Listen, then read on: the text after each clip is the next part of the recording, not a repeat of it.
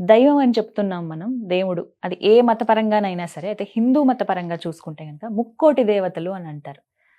అలా ఏం లేదు, దేవుడు ఎవరైనా ఒక్కలే అంటారు కదా! ఒక్కలా? ముగ్గురా? లేకుంటే ముక్కోటి దేవతలా? ఎవరు అసలు? ఇప్పుడు ఇదే మాటతో చాలా మంది దేవుడు ఒకడే అని వేదం చెబుతూ ఉంటే, మీరేమో ఇంతమంది దేవుళ్లకు ఇన్ని గుళ్ళు కట్టేస్తున్నారు అని చెప్తున్నారు. కానీ ఇదే మంత్రంలో వేదం బహుదేవతారాధనను సర్టిఫై చేస్తుంది. అంటే ఒకే ఒక్క దేవుణ్ణి ఇన్ని రూపాలతో పూజిస్తున్నాము అని వేదం చెబుతోంది అంటే మరి పూజించమనే కదా అర్థం. అంతేకాని పూజించకూడదని చెప్పలేదు. వేదానికి ఎప్పుడు మొహమాటం ఉండదు. వేదం ఎప్పుడు స్ట్రైట్ గా మాట్లాడుతుంది. ఎందుకంటే వేదం సర్వసత్తాకమైనటువంటి పవిత్ర గ్రంథం.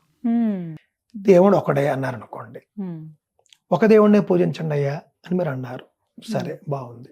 ఆ ఒక దేవుడు ఎవరు అనేది వస్తుంది. ఇప్పుడు దేవుడు ఒకడే అన్నప్పుడు ఆ ఒక దేవుడు ఎవరు? సరే, ఏదో ఒక పలానా ఆయన అని నేను చెప్పాను. ఆయన ఎలా ఉంటాడు అని ఒకటి వచ్చేస్తుంది. ఇప్పుడు వేదంలో ఉత్కృష్టమైనటువంటి అద్వైత సిద్ధాంతం ఏదైతే ఉందో ఆ అద్వైత సిద్ధాంతానికే వ్యతిరేకమైపోతుంది ఇదంతా కూడా. ఇప్పుడు ఒక ఆయనే దేవుడు అంటే ఇంకొకడు దేవుడు కాదు. ఇప్పుడు వేదం ఏం చెబుతోంది? శంకర భగవత్పాదాచార్యులు చెప్పింది ఏంటి?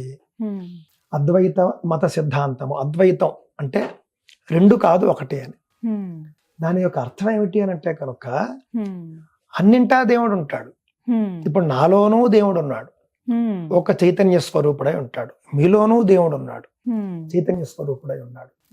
అందరిలోనూ ఉన్నటువంటి ఆ యొక్క చైతన్యం ఒకటే అనేది అద్వైతం.